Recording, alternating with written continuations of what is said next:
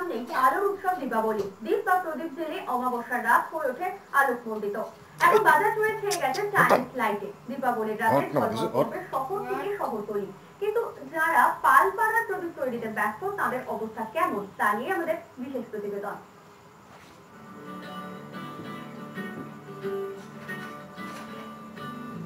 রাতের আকাশ জুড়ে এখন শুধুই চাঁদের আলো ছায়ার খেলা। চাঁদের আলোয় ঝলমলে শহর, আর মাত্র কয়েকটা দিনের অপেক্ষা।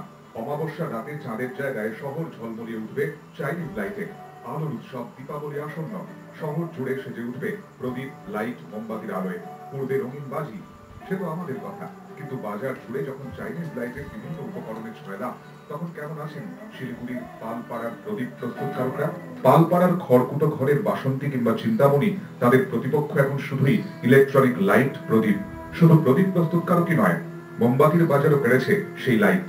কিন্তু নিজেদের অস্তিত্ব ধরে রাখতেই বাসন্তীরা এখন প্রস্তুত। সাবেকি আনা থেকে বেরিয়ে তারাও এখন তৈরি করছেন বিভিন্ন নকশার প্রদীপ।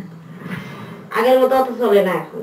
কেন আগের মতো চলে না? কেন এই যে ইলেকট্রিক বাতি টাতি হয়েছে, মোমবাতি জ্বালায় অনেকে, সেই জন্য আমাদের চলে না। কিছু বানালে বসে থাকার থেকে কিছু বানালে ভালো হয়, তার জন্য বানাই। এই টব বানাবো, টব বানাই, ব্যাং, প্রদীপ, টুপি।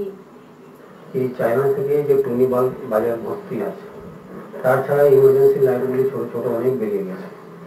আর এই ব্যবসার মধ্যে মোমের দাম এত বেড়ে গেছে, আর লেবারদের এত প্রাইসেস হয়ে গেছে, তার জন্য ডিমান্ড কমে গেছে।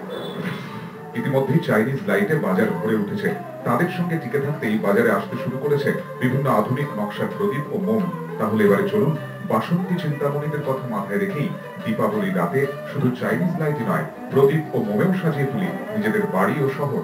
শিলিগুড়ি থেকে রবীন প্রধান, কলকাতা টিভি।